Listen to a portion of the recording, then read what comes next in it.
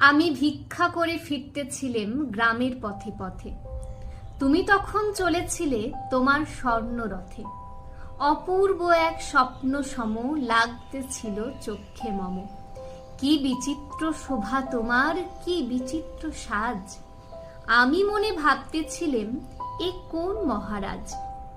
আজি শুভক্ষণে রাত পোহালো, ভেবেছিলেম তবে আজ আমারে দাঁড়ে দাঁড়ে ফিরতে নাহি হবে।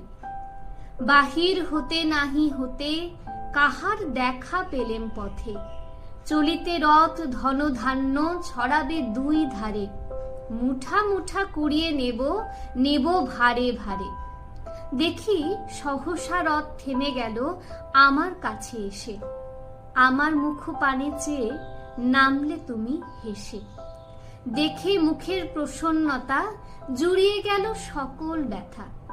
হেনকালে কিসের লাগি তুমি অকস্মাৎ আমায় কিছু দাও গো বলে বাড়িয়ে দিলে হাত। মরি একই কথা রাজাধিরাজ, আমায় দাও গো কিছু। শুনে ক্ষণকালের তরে রইনু মাথা নিচু। তোমার কি বা অভাব আছে ভিখারি ভিক্ষুকের কাছে?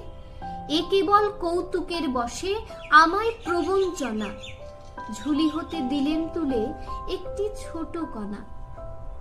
যাবে পাত্রখানি ঘরে এনে উজাড় করি, একি ভিক্ষা মাঝে একটি ছোট সোনার কণা দেখি। দিলেম যা রাজ ভিখারিরে, স্বর্ণ হয়ে এলো ফিরে। তখন কাঁদি চোখের জলে দুটি নয়ন ভরে। তোমায় কেন দিইনি আমার সকল শূন্য করে।